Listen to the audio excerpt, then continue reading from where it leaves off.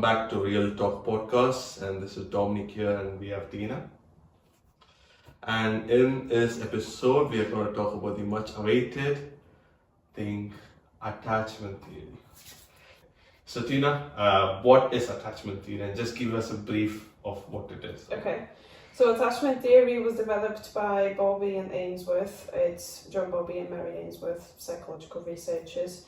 That essentially, in '91, they classified attachment theory as the connection between an infant and their caregiver, and if it's secure or insecure attachment. I mean, there's more to that, but that's the brief description that I can give you.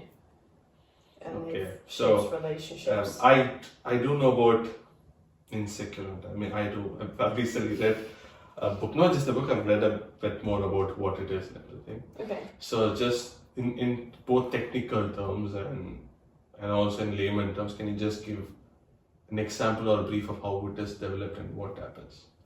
Okay, so you have secure attachment, which is you can form relationships because you've had a secure attachment with your parents. Essentially, your parents have been consistent with being there for you, and they've shown you that you can rely on them. Therefore, you can form secure connections with partners or, with friends, anything like that. And then you have insecure attachment, which is your parents weren't consistent with being there for you, and therefore you're not able to form connections as easy, and it's hard for you because you don't trust people. You struggle to trust people that they're gonna show up for you and that you can rely on them. There's a fearful. I think the next one is like fearful attachment, where I think it's called different names, to be honest. I was Yeah. searching. It's called, some call it anxious avoidant, some call it disorganized, and that's called fearful avoidant. I'm not sure. I don't know. Sometimes it's actually confusing. You have to read about it. So anxious is actually, this is disorganized. What you're talking about is more disorganized attachment style, which is a combination of both anxious and avoidant. Now, if we have to say what anxious and avoidant are first, because it's secure, anxious, avoidant, and then disorganized. Those are the four ones. The anxious one is more the one that I described as insecure. The avoidant one is the one where we avoid, when we get in a relationship, we just avoid actually making that connection. We're too afraid to, you can think of it as when you get in an argument with your partner, they just shut down. Or there's some type of situation where they're supposed to talk to you about an issue, but instead they just shut down and they don't talk about it, and they don't want to listen to you if you're trying to bring up an issue with them. And then you have the disorganized one, which is a combination of an anxious and avoidant, and it's the most uncommon one that you'll find, and it's the one that I am. Welcome to the conversation. Yeah, I've read. It's like I think it's like so I've read recently. It's like almost 50% of the population is secure and 50% is unsecure. Like, it's a rough estimate. Anxious attachment style. Yeah, and then in that 50, I think 30 is anxious, and around 25 is anxious, 20 is avoidant. Yeah. And like close, I'm roughly giving like 7 or 8 is disorganized of it. So it's like a rare specific. Which has both type of core wounds. Yeah. It seems. So, that is very tricky. Yes, it's very tricky, and it's because it comes with like a lot of, when you've had a lot of trauma and you've had consistent inconsistency of parents not being there for you, of having very unpredictable and very unsafe upbringing, then you get a very disorganized, because you really, really want love. Essentially what disorganized attachment style is, you really want to connect, you really want love, you really want to be understood and to be there for people, but at the same time you just pull away. As soon as it happens, you pull away because you're just so fucking afraid that the other shoe is going to drop, because that's your experience, and the other shoe, when it drops, it's going to be a big fucking thing that's so painful, so that's why you pull away. So it's a push and pull type of attachment style. Interesting. Mm. Like, what do you think? I mean, you said it's parents and something happens. Yeah. But how? Like, is it like the parents have those attachment styles themselves? It comes from the parents, or It could be the combination of both. So with my parents personally, my dad is a disorganized. My mom is avoidant. From what I can see, from their behaviour, from what I can see how they behaved when I was growing up, my dad is a disorganised attachment style, my mum is an avoidant.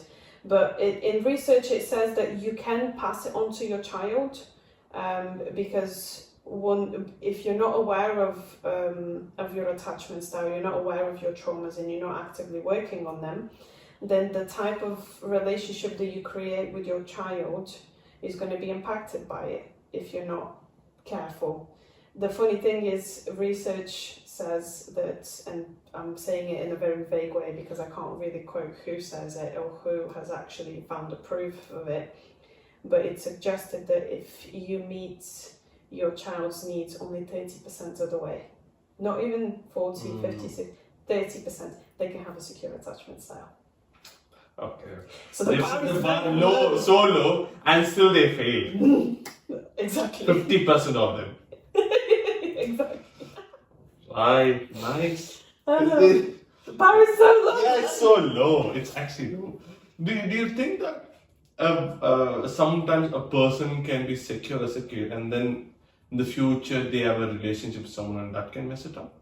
Oh yeah, I mean it can happen if you get in a relationship with a narcissist. It doesn't need to be your parents. I mean, if you have had a secure attachment to your parents, but you don't know yourself enough yet. You haven't discovered your boundaries yet.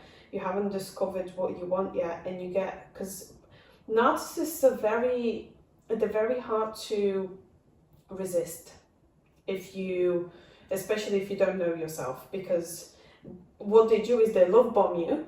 They give you the type of love where you're like, oh my god, this is out of this world, this is ridiculously good the first few weeks or the first few months of a relationship, and then they bring you down.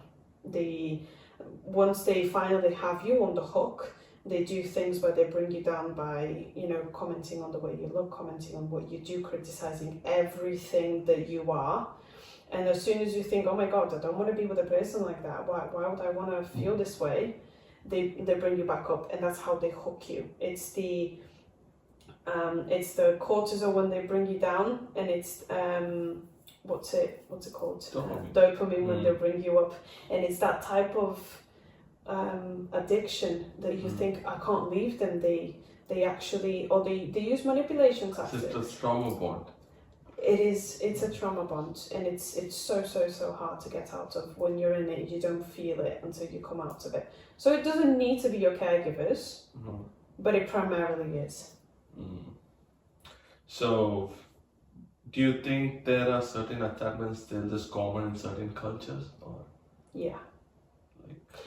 I can't speak about any other culture, but I can definitely speak about Bulgarian culture, and I'd like to say that from what I've seen personally, it would be that the father would have more of a anxious or insecure. They won't, or avoidant, so they would avoid, trying to deal with stuff. They would just drink, and they would be angry, and they could be violent. That's a very normal thing for men in Eastern Europe. And the mother, I think it would be more insecure or avoidant, depending on obviously what's the type of upbringing that they've had. It would be insecure or avoidant or disorganized. But in most cases, the mother would be the kind of nagging, is what men call it. The woman would be in the nagging and into the kind of like more of insecure, and the father would be in the avoidant, where they wouldn't want to deal with it, and whenever they do, it's going to be on an explosive basis, and it would be, they'll just build the resentment. Yes. Yeah, they'll just keep it like it's fine, then explode it one day. Yeah. Completely. Or exactly the opposite, where the woman would be the one building, then they would be exploding at the man, and the man would be like, "What are you doing? What's this about? You just..." And they're trying to minimize their feelings. But that's not my personal experience. My personal experience is that I've seen more of the disorganized with a lot of violence. So, what about you? Do you think? I think based on the culture, when it's very, when I say culture, in terms of very conservative culture and very patriarchal culture, I think it's normal for the male in the house to be avoidant and a female in the house to be anxious. Because when actually it's true, when a person is avoidant, you kind of become anxious. In a relationship, that's how it's going to work. So men are supposed to be told to not express the feeling or something, whatever. So normally they tend to be like avoidant, they'll just not express it or this and that, and they keep it, and then one day they just go avoidant or express very anger. And in terms of female, because the fact that they are not sure what, and also I'm not sure exactly, this is not scientific thing, but I personally heard that women tend to be more anxious because of the fact that they go through an hormonal cycle every month they change, like that. Like that's a scientific thing, which their moods and cortisol levels changes regularly. Yeah. So they tend to be a bit anxious most of the times. I'd like to argue that on a biological level, because women are not as strong as men in the sense of biologically speaking, if we have to look at it. And if they are not with a man that can lead, they will be in the anxious, especially with a man that is avoidant, that cannot face problems, that cannot be reliable, that can't be relied on. They're not in their feminine energy anymore, they're in their masculine. So they're in the anxious, they're in the angry, they're in the nagging, that type of stuff, because the man is not actually leading properly. So the man is avoidant, as you said. So then they become anxious and they can't really relax, they can't really nurture the children as well. They can't focus on nurturing properly the children because they're thinking as a man, because the man is not doing it. They're not actually solving the problems that are arising. And also probably they are always concerned about, because the fact that, I'm talking about like culture-wise, like conservative previously. Women are more dependent on women in terms of obviously financial and stuff and everything. Yeah, they're always concerned about, they're always scared about their safety. Yeah. So they always want to please the man. Yeah. And try to make him feel good. So they're always anxious, oh, would it offend him or would it happen? Would it there? That kind of develops the anxious and things and everything. So I think that plays a major role. But now, right now, obviously, it's good that they are independent. But also I have a contradicting statement, because right now I feel like people want to be very independent because they're scared of being codependent in terms of certain level for a relationship. That's why everyone's like, oh, I'll be happy single. But though secretly they all want to be in some sort of, everyone wants to be in some sort of love or relation, but obviously the right person. But I think that's entirely contradicting right now. I have a personal feeling that's the case. I think people have mixed feelings about it. I don't think everyone wants to be in a relationship. I know people that don't. And that's... Why? Because they don't feel... I think it's they haven't found the right person, or they prefer their own... Lovers first sight. No, it's not even that. It's just, I know people that are just so comfortable with themselves and know themselves so well and know their boundaries so well. And they don't want to be with anybody. They just feel content with themselves. And to be honest, I see nothing wrong with that. I think if you want to be in a relationship because you want to find someone that you can grow with and you can create life, actual family and everything with, that's great. I want to do that. I want to create an actual family with someone and find somebody that I can rely on and I can grow with. And I'm a firm believer that you grow the most in relationships because we're relational beings. But if you don't want relationship, if you are happy with who you are and you know who you are, then all the more kudos to you, because it's everybody makes their choice in life and what they want to do, and if that's your choice, that's great, as long as you're happy. Yeah, if it's like more like a healthy reason of I'm not able to find the right person and right now I'm not ready, because I focus on other things in life, that's fine. But sometimes there is a feeling of thing where they feel that everyone is bad person or something like that, or like because of their past experiences, then I think there are different reasons why you want to stay single. Well, If that's there are the good. good reasons, that's fine. But there are certain reasons where you can't able to also, that's also not right. Well, with all due respect, it's good that those people are single. If they think that everybody is bad, because I mean, I'm sorry, but maybe that's for you to, at that point in time, for that person to maybe stay single so they can work on the trauma that's made them think that everyone is bad instead of punishing the next person that they're with. Yeah, there's a term called like if you don't heal from the cut, you will bleed it on the next person. Yeah. Yeah. I love that saying. Yeah, so that is the thing. So it's good they stay single, but yeah, I mean, what I mean is that there needs to be reason. They need to identify it. Yeah. But not everybody does. Yeah, I don't think so. It's very hard. Life sometimes teaches you lessons to do it. Some people like to grow, and some just be like, oh, I'm not going to face it or deal with it. Some people are just not ready, The more I'm learning about this, it's just that some people are just not ready to learn those lessons. Some people might not be ready in this lifetime. Maybe that their children has to learn their lessons. Yeah, that not even if they can't have a relation there. God. I've read somewhere like people, even there's a book like attached. So in that there's an examples of various examples. And I think one, it was like, those are real life examples actually. The one in like, there are actually like the people at the age of 35 or 40 have done it. And there are some people who have done like really weird things, like I've read it in somewhere, it's like, just the day before getting married, they'll just run off or just vanish or they ghost because they get that feeling or like sudden feeling. And that's actually scary. Like, because the other person is completely blindsided. So that is more traumatic for the other person. Like if you think like, you think the relationship is going good, everything is fine, but you just run out of it. It's scary, and I hope like people realize it and try to change it. So speaking of trying to change it, like, what do you think is there a way can people change it? What is the best way to change it? It's a very good question. So I was reading up prior to the podcast just to kind of like remind myself, because I studied this in university, and I have to say, when it comes to attachment styles, in order to find your own attachment style, the best way to do it is not to take any of the quizzes online.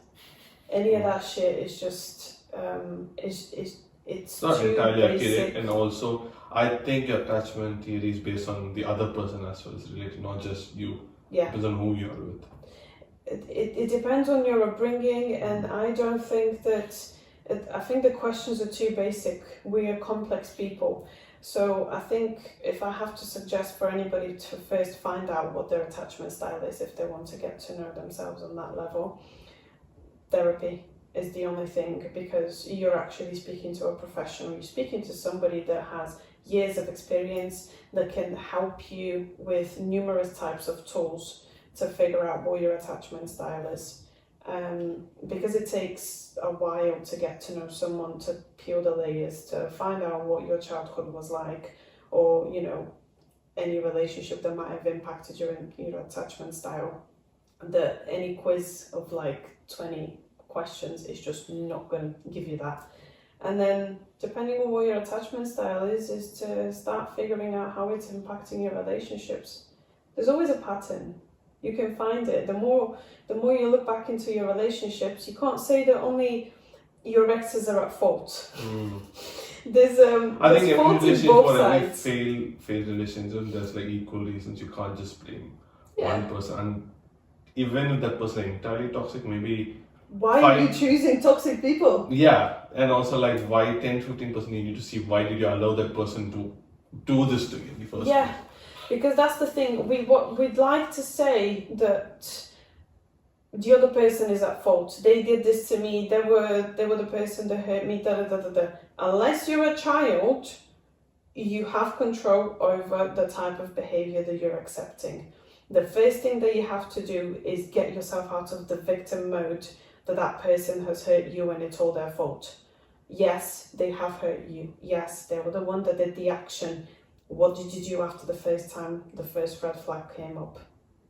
What did you do after that? You just like, oh, it's fine, they will change. I can change them. I can change. Oh, I love that. Project. Yeah. Number what? 1, 2, or 3, or 13. You know what I mean? So you have to take accountability and look at your own patterns instead of just blaming every person that you get in. Once you start learning those lessons of every relationship, just think of it as a job.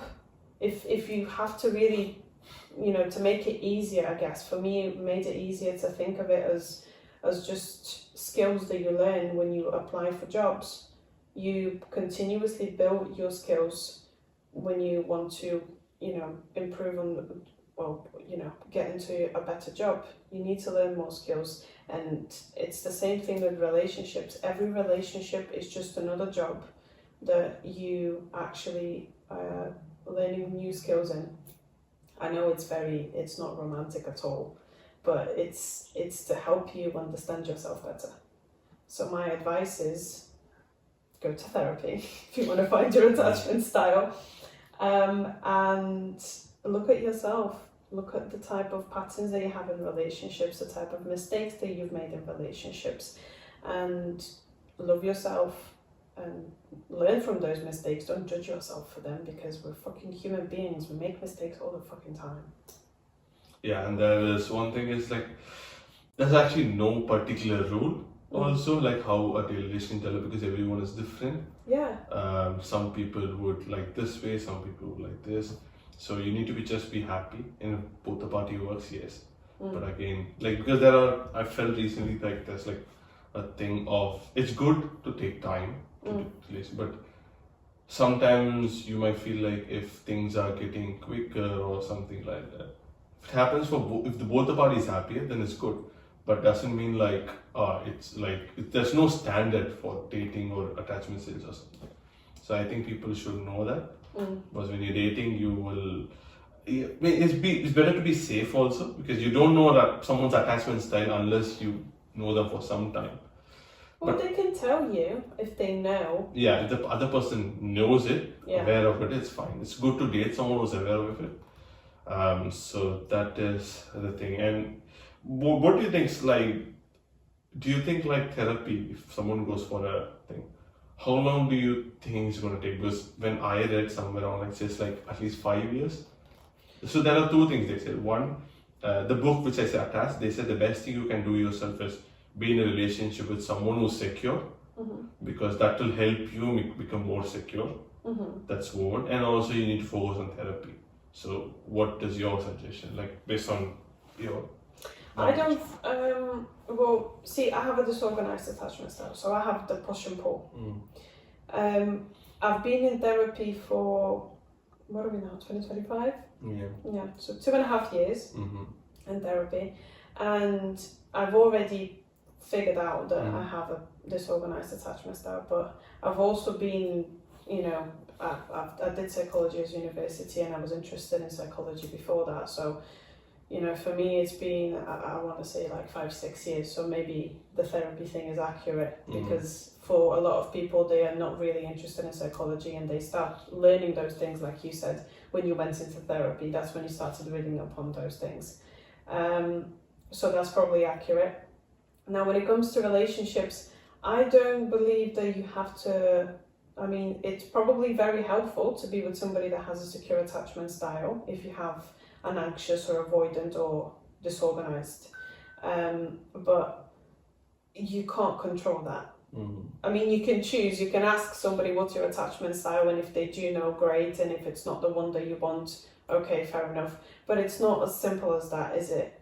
I think it's more about, if that person doesn't have a secure attachment style, are they aware of what their attachment style is? Are they aware of what types of things that comes with? So say, for example, they have an avoidant attachment style. Are they aware that they're going to avoid conversations? Are they working towards, changing that? Are they asking for help? Are they asking for support? Are they just trying to better themselves the same way? Are they committed to doing that the same way that you are? Or are they not? That's the main thing for me.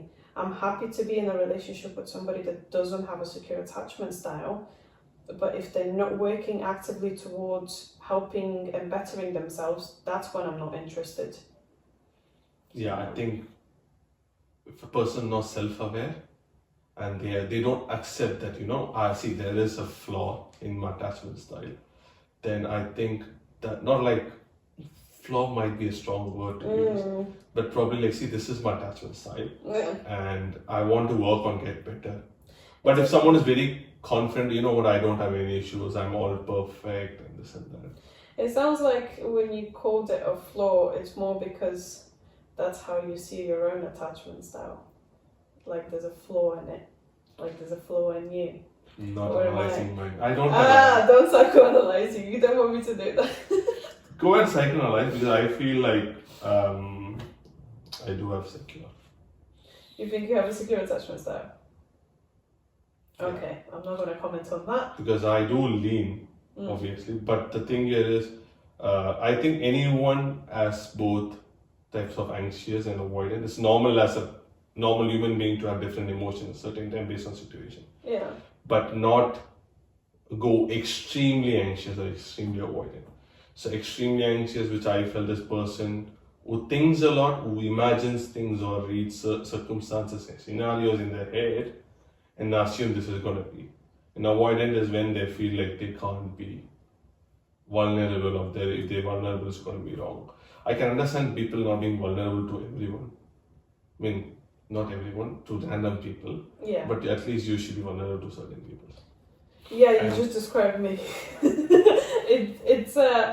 But I'm fighting it. But and I think I'm accepting those parts of me because the thing is, I'm trying to change the language on this. I'm not fighting those parts of me. We are not broken. Anybody that's working on trauma, I really want to make this statement because it helped me a lot. None of us are broken. We may feel that way. We may have moments, and I have those moments where I feel like I'm broken, and I reminded my sister, and she recently reminded it back to me.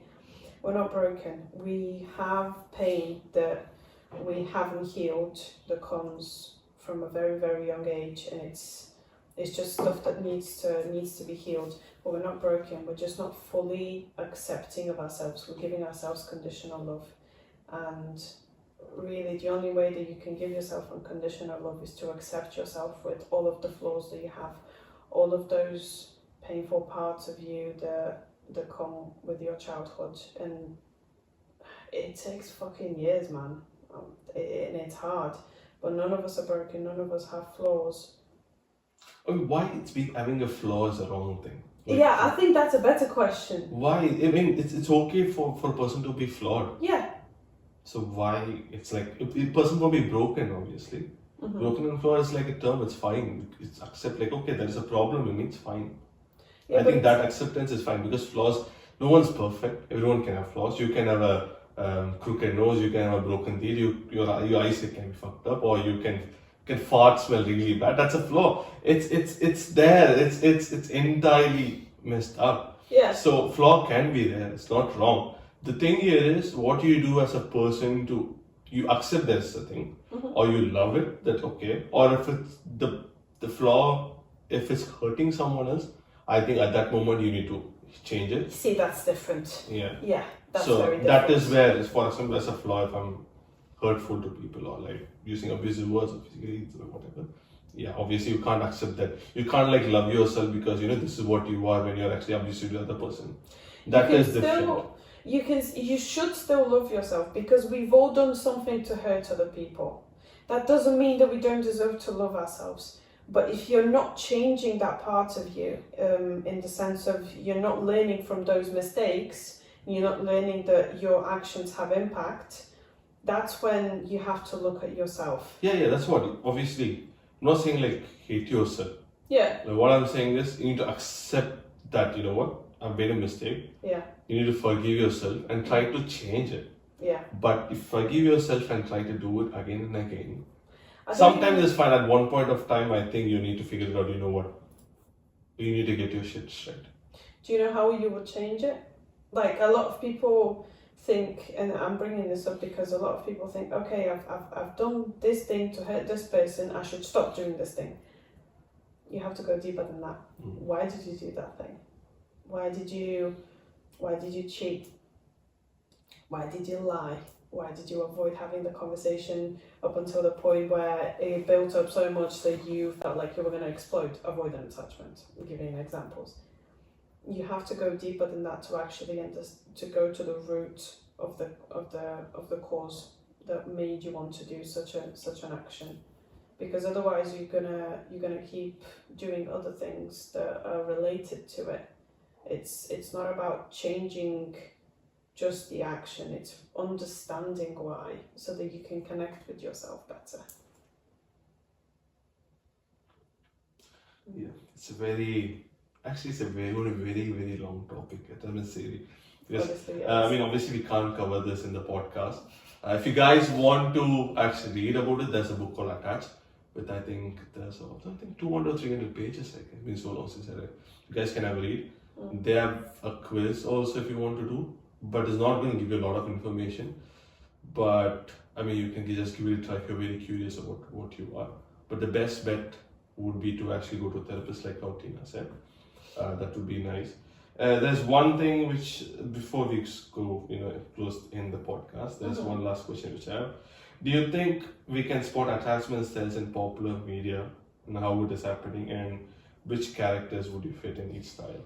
I mean, like any prime movie example you can give.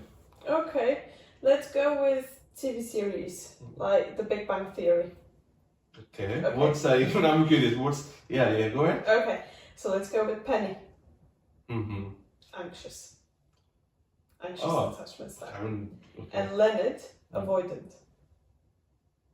Really? Because look at him, he can't bring up a conversation with her. When he brings up a conversation, it's like in a very lets it build. He lets it build. Like for example, when he told Penny that he loves her, he didn't say anything up until the point where he was going to explode, and he was like very passive aggressive with it.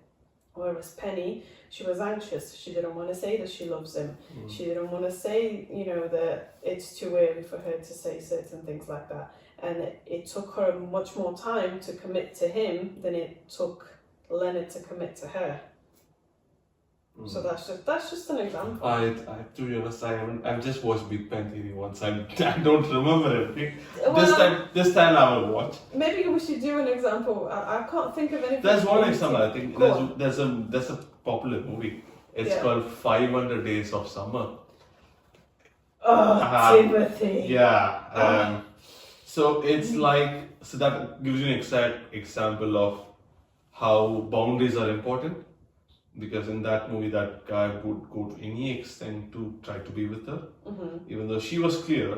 I'm not watching the movie entirely. It was like wait, 500 Days of Summer. Why was I thinking about Timothy? But disregard that. That's bullshit. 500 Days of Summer. Yes, and then he did the exact same thing with the next girl. Like the movie ended. Yeah, I think one was summer. There was autumn. I think that is. He met Autumn at the end of the movie. It's like, not sure whether he needs to go to therapy. For sure. Yeah, and probably Summer as well, because she's as her own thing. So I think that's a premium example of how one person is very anxious and wants, and there's a scene in the movie where Summer finally opens up about her feelings and what it is, why and stuff. So that's very rare for an avoidant to do it. Yeah. But that is an important scene where it is, and I've noticed this. I've read it also. It's like whenever an avoidant opens up, they immediately feel a bit of shame or worried like how the other person will receive, and then go back to their own shell. So that is a very thing. So that is one. I think there are different movies and characters which are there. You can talk about many of them, but again, all of this is just us speculating, because those are characters that have been portrayed to us in a specific way, but it's only our own interpretation. I do want to stress that this is my interpretation of Leonard and Penny.